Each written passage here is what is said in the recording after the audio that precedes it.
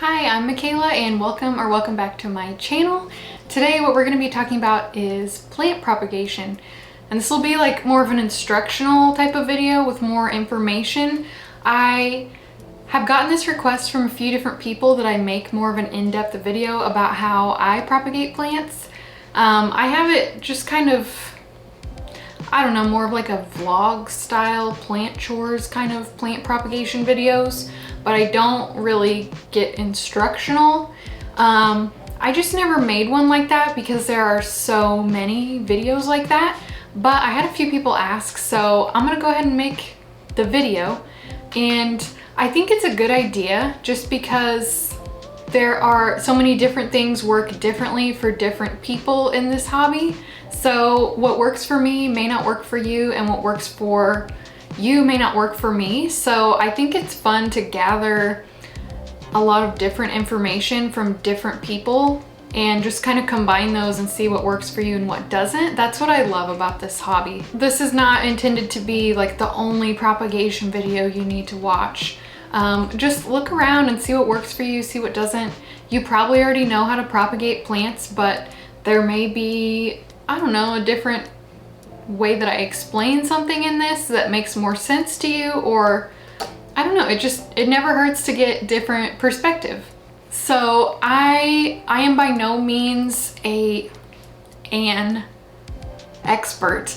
I don't have like a botany or horticulture degrees. That's not me. I do have a plant shop on Etsy and I propagate all of my own plants, but I've just learned all of this through trial and error and experimentation. So this is just intended to be me sharing my experience with plant propagation and some of the research I've done also. We'll just go ahead and get to propagating. Okay, so I feel like the best and most important thing you can do to end up with a healthy new plant that you've propagated is to start with a healthy plant. So I like to make sure that they're really well hydrated before I take a cutting. So this I watered last night and you can see that the soil is nice and moist and there's not any drooping or anything. The plant needs a lot of moisture for this. So if you're trying to take cuttings of a really dry plant, you're likely not going to have as much success. So, and also if you notice that the plant you're wanting to take cuttings of does need to be watered, don't just water it and then immediately take a cutting because the water has not traveled where it needs to go by that time. I would probably give it about a day. Where I'm going to cut, if you just look at this stem, you definitely want to have some nodes. So this is kind of a newer node right here, but that'll definitely work for propagation. Sometimes you'll go to take a cutting and the node just isn't visible and it hasn't quite begun to look like this just yet. I would wait. I have tried to take cuttings where the node is just not very mature. I guess, is that the right way to put that? Like I said, I'm not a botanist, but I have noticed that if this was a little further down, I'm gonna try to find another plant and show you a visual of what I'm trying to say here. I would just wait for it to pop out a little more and look more like this. And then another thing to avoid is spent nodes. And this is for some reason very difficult for me to explain. So if I explain this in a way that doesn't make sense, I apologize. Feel free to correct me. But there is a lot of debate as to whether or not spent nodes are even a thing. In my personal experience, I can't really even say whether or not it is or is not a thing. It's just something to keep in mind. So if you can see, you can kind of tell that I have already taken a cutting of this plant. So if I were to go in and try to take the same cutting twice, gosh, I'm not explaining this very well. So you can see I took a cutting right here. If I were to go in and cut this right here, then what is left of the plant likely would not come back, because at each node there can only be 2 leaves produced. I feel like it could probably activate growth further down, but just something to think about. You probably don't want to risk it depending on the plant that you're taking cuttings of. Maybe I should mess around with this and do like an experiment with a, I don't know, a not very expensive plant. But yeah, just something to think about. The exception to the rule of take cuttings of a healthy plant would be if you are trying to salvage something that is badly damaged, whether that's by pests or rot or something. If you're trying to salvage a cutting, I would make sure that the plant is well hydrated, but it's not necessarily to say that the cutting won't make it, but this is just for your best chance of success. Start with a healthy plant if you can. Okay, so here is my collection of different shears. I always like to use the curved ones because I think it damages the plant less. It will make a cleaner cut onto the plant, whereas something like this can kind of pinch it, especially if it has a thicker stem. And I don't ever use just kitchen scissors to cut up my plants. I know a lot of people do it and they have success, so that is your call. That is not something that I do. A lot of my plants do have thicker stems and they probably just won't cut through it, and I'll make a big messy wound that is more susceptible to infection and is harder for the plant to heal, from my understanding. So I just like to use gardening shears. Like these really are not that different from scissors, and they're better for like more delicate kind of plants, whereas I'll show you my Jose Bueno and the big old stem that thing has. Honestly, I don't even know that these would cut through that. I probably would have to get like tree trimming shears, but just think about the thickness of your stem. Like something like this is not really necessary for a little syngonium like this. Regardless of what you are using, make sure that they are sharp and make sure that they're clean. I always sanitize my shears with rubbing alcohol, and I just pour this into a jar. At one point I had like a really high concentration of this. I don't know where it came from, but I was diluting it a little bit just so it would go a little further. I think it was like 90%. I don't know, but this will help keep you from spreading rot or viruses, which with an open wound like that, that's a really good way to spread viruses on your plants. And plants can get viruses. I'm not going to get into that today. You don't want to be spreading that around if you can avoid it. So just please sanitize your shears. And even rot, if you're cutting off rot and you go and cut something else, that's a lot more likely to rot on you. And I just cleaned these, but I'm going to clean them again because you can't be too careful. So ideally I would be wearing gloves, but I don't have any. Some of these plants can really irritate your skin, as well as some of the products we use on the plants. So if you have some gloves, put on gloves. Okay, so I've got these nice little aerial roots here, and they're white and juicy. Oh, that's another point here. So if you can see the end of this one, the end is kind of dried out a little bit.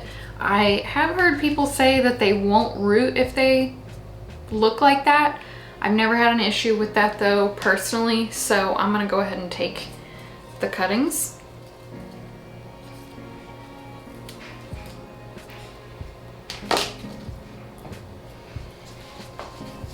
So I just took this one cutting, but I'm going to cut it into 3 because there are 3 nodes here.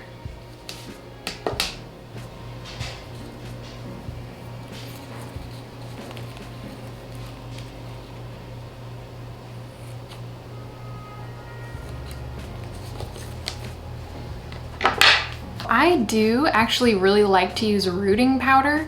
I have propagated with and without it, and I do think I see a difference in how many cuttings make it and how quickly they will root. This is my favorite one that I like to use, and it is made for houseplants. But I mean, I know you can get general purpose ones. This is just the one that I use. The way that this stuff works is it is a synthetic auxin. Auxin is a growth hormone that plants produce. So it just encourages them to root better. I have heard people say that this will not work on Hoyas, but I have used it on Hoyas and seen success both with and without it. So it's just up to your individual discretion whether or not you want to try it. I always like to just put a little bit of this into a different container.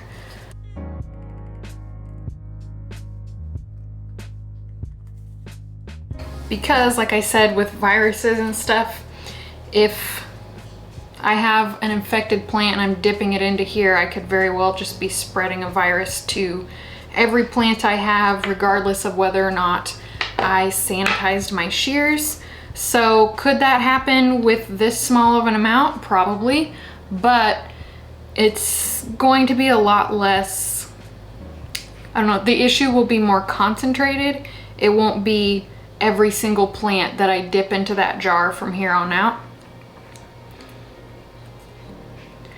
And I dip it on to the end. I've heard people say they dip the nodes in it. From what I've researched, it is supposed to go on the plant and not the node. However, like a cutting like this one, I'm not going to get it into this jar without also getting it onto the aerial roots.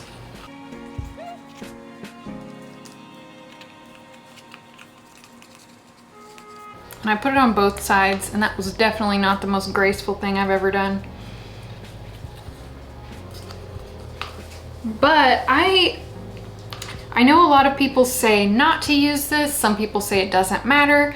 I prefer to, but the thing about this hobby is you can make it as complicated or as uncomplicated as you want it to be. So if you want to use this and think it will make a difference or think that it does, that's great. If you don't want to, that's fine. It's just however you want to do this, you are free to do so. Okay, so I have these 3 Syngonium cuttings and I'm going to let them callus for a little while. I want to make sure that the sap is not still, oh, that's my little dog at the door. I want to make sure that it's dry because they will rot a lot more easily if you stick them into the propagation substrate while it's still wet and the sap is still flowing. You want to make sure this wound has healed. Okay, we are sanitizing the shears. And that's the other thing, don't just sanitize them before you use them. In between each plant that you cut up, sanitize them. Because I mean, a plant may not even show signs of a virus for a long time, so you just want to be as careful as you can be. And it's not difficult or invasive to do that, in my opinion. Okay, so this plant, I'm actually not going to cut it up, but I'm going to show you why. So this is a Philodendron 69686. And I will not be cutting this up today, even though there are, oh gosh, a lot of different cuttings that I could take. And the reason why is because this new leaf, also, it is blooming. How cool is that? Anyway, so this new leaf, if you can see it, it is just barely starting to come out of this little leaf sheath thing. And I have found that when I take a cutting with one of these, it will more than likely just rot. If it hasn't come out yet at all, it's probably going to be fine, or in my experience, it is. But when it looks like this, I hope it's focused on it. If you can see that. If not, I'll find another plant and show it at a different angle. But when it is starting to come out just a little bit like this, or if it's not fully unfurled, honestly, it's more than likely just going to rot on you. Okay, so this is a Scindapsus Silver Hero. I'm going to be taking a few cuttings of this.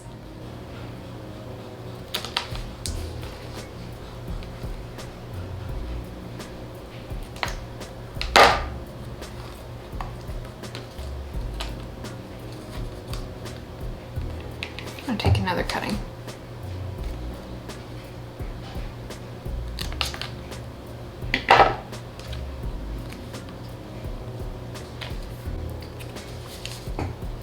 Okay, so here is probably a little bit better example of a spent node. So you can see where I took a cutting before. I'm not gonna go in and cut like right here where my index finger is, just because I've already taken that cutting, if that makes any sense at all. The next plant I'm gonna take a cutting of is this Hoya Thomsonii. Look how fuzzy this is. I'll show you where I'm going to take the cutting. So Hoyas look a little bit different because they'll produce roots all the way up the stem, but I would just make sure that you have a little bit on either side of the area where the leaves come together. I know it's not a very scientific explanation. I'm not a very scientific type of gal, but I get by, you know? And these will produce a white sap, and it will get all over stuff and is really, really hard to get off. So just be careful with it. And I'm not gonna gracefully be able to dip that in there. So you know what, I just won't.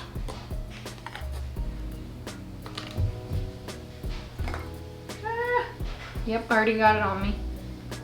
So this is a Philodendron Mame. I'm gonna turn it around so hopefully you can see it.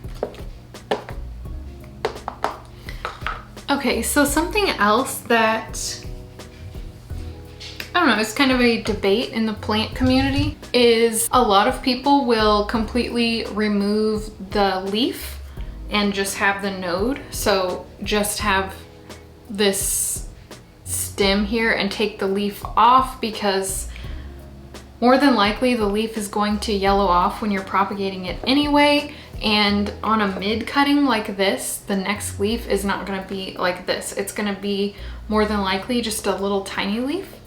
So a lot of people will just go ahead and cut all the leaves off, not have to worry about them.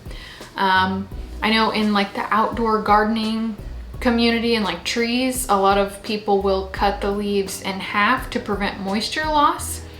I don't really like to do either of those things. I have tried it. Wasn't impressed with the cutting the leaf in half thing. I didn't really even notice a difference. But I mean, with outdoor plants, the watering is quite a bit different. So, and the amount of water that they need, so they just use a lot more moisture than a houseplant does. So I didn't notice a difference. If you want to give it a try or it works for you, that's, yeah, more power to you. Yeah, those are just different ways that different people do it. I do personally like to leave the leaf. I think that they perform better when I do that. So what I'm gonna do now is just wait a couple hours and come back once they have calloused over, and I'm gonna go ahead and put them into the substrate. Okay, so I have let the cuttings callus for It ended up being about an hour and a half.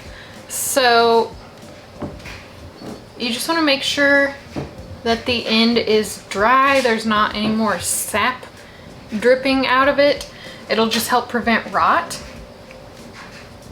And my two favorite, well, let's see. I have 3 favorite propagation substrates. Today I'm going to be using sphagnum moss with a little bit of perlite in it. This is my favorite. I find that plants transition to soil the best when I use this. I also like to use perlite or fluval stratum. I don't necessarily have a rhyme or reason for when to use certain substrates. I will observe the cutting, and if it's not doing well in one, I will eventually move it to another. Another substrate that I like to use is just plain water. But today I'm going to be using sphagnum moss. I also like to just use these little clear solo cups, and I use them over and over and over again and just wash them after I finish using them.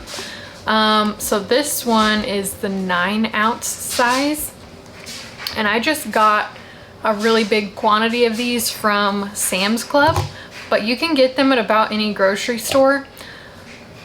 My main point with this whole sentence is you really just don't need anything fancy for this. And I did go ahead and dampen this moss, and I like it to be a little bit more damp than I see a lot of other people talking about it being. But like I said, you just gotta find what works for you and do that. And I'm just sticking them in these cups, and I like to use the clear ones because I can watch for the roots, and once I start to see roots, that's when I move it to soil. I like to wait until there are some secondary roots off of just the main root, so I'm not gonna move it into soil the second I see a root. But it is nice to be able to tell, and I don't have to disturb it every time I want to check the roots. I have heard of like the light deprivation thing for roots, but I don't notice any harm coming to the plant because of these clear cups that I'm using. It actually really helps me out to be able to see it, and you are going to stress the plant if you're going to be digging up your cutting every couple of weeks. So I just try to minimize the stress on the plant, and they absolutely do root this way, and I have grown hundreds of robust and healthy plants coming from just clear cups. So I think I've said this like 18 times. Just do what works for you and your plants. It doesn't mean anybody's wrong or right. It just, our conditions all vary so much. And this is what I like to do.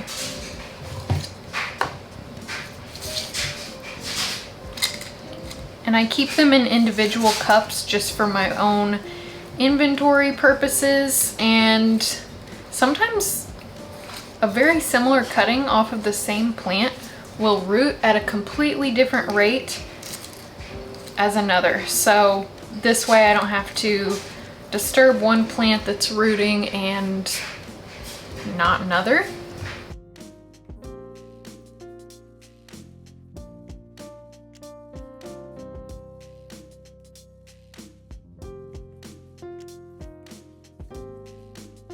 And something that I did not show, but I will, is air layering. So air layering is if a plant is tricky to root or really expensive and you don't want to lose a cutting. It is pretty much just propagating the plant while it's still attached to the mother plant, so it forms roots and then you take the cutting afterwards. And I'm actually doing that with a Monstera albo out in my greenhouse. That is my preferred way to propagate those. I don't know why, but I have never, not even once, had good luck taking a cutting from a Monstera albo and rooting it afterwards. I've tried it a few times and it has just not ever worked. But every time I air layer, they do great. So I'm gonna keep air layering.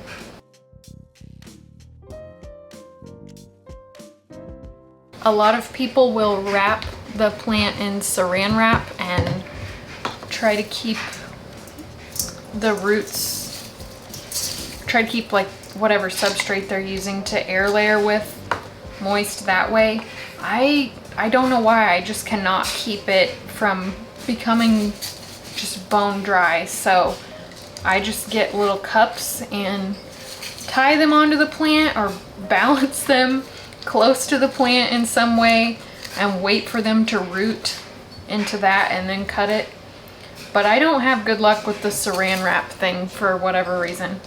Or plastic wrap, I guess that's, Saran is the brand. Wow, I have the exact right number of cups.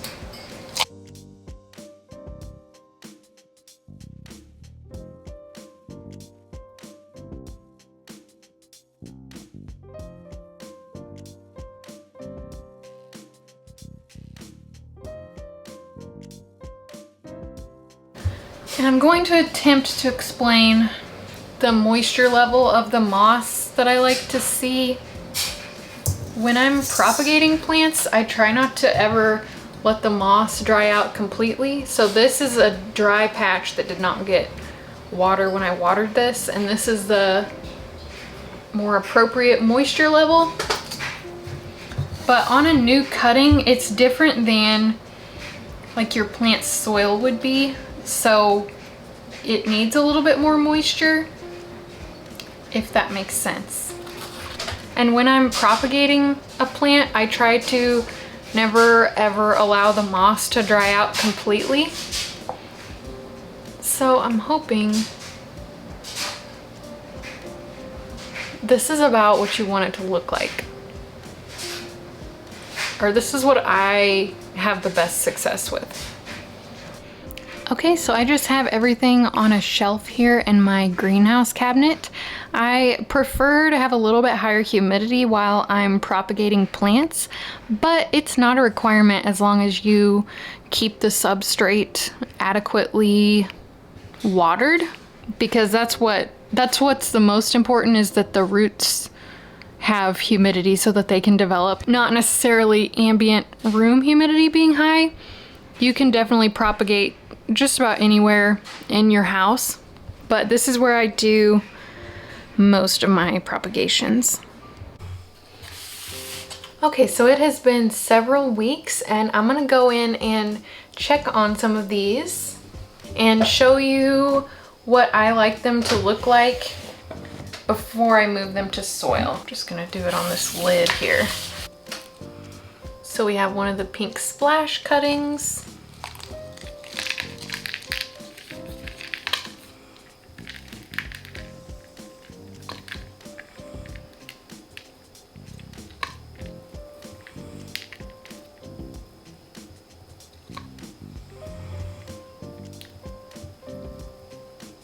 So I like them to look something like this whenever I go to move them to soil. So like a long root with little roots coming out of it. Hopefully you can see that. Maybe on here it'll be easier. But this took about probably 3 or 4 weeks to get to that point. And I'm not gonna move it to soil just yet. So I'm gonna put it back in here. But I'll look at some of the other ones too, just to show you that they all will root at very different rates, and I can't really tell you a specific amount of time to wait. It just depends on your plant, your conditions, a lot of different things. So this leaf does not look very good, but that doesn't necessarily mean that the plant won't make it. So we'll just see what it looks like. So, I mean, it really hasn't done much of anything, but that doesn't mean it never will. So I'm gonna go ahead and put it back in.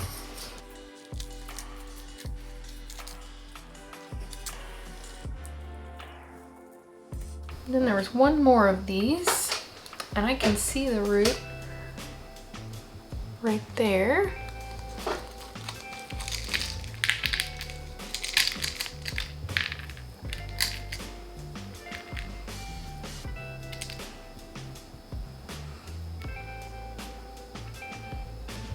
So this one has started to root, but I would say this is not quite ready for soil yet.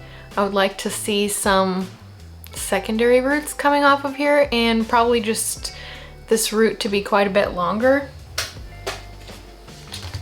I wonder if my Hoya has rooted or not.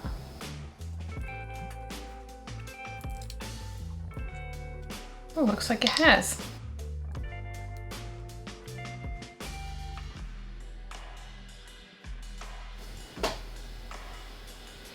This one I probably would not put into soil yet. I would wait a little bit longer.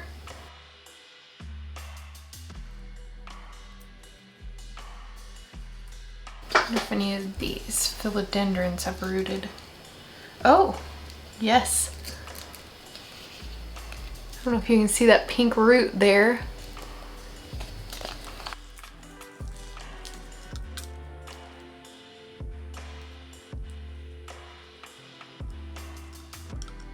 And while it's rooting, I would not go digging it up all the time. I'm just doing this for illustrative purposes. Is illustrative a word? So yeah, these look pretty good. And they're pink. So that's cool. But I wouldn't dig them up all the time because you can always damage the roots doing that. So that's the main reason I like to use these clear containers, so I can see without accidentally damaging the roots when I'm taking them out or putting them back in or whatever. So I just like to see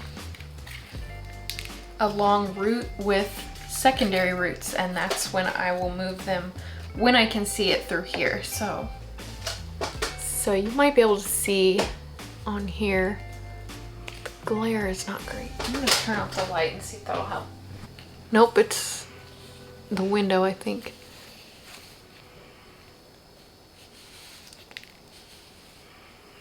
So this one does look like it's ready for soil, in my opinion.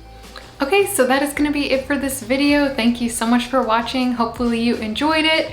Hopefully this was helpful to you. And if you're nervous to cut up your plants and try propagating them, I would say just to go for it. Unfortunately, not every single cutting you take is going to make it, no matter what you do. So there is always a chance you may lose a cutting. So I would try starting with a plant that you know you can easily replace, or you won't mind if the plant is a little bit smaller.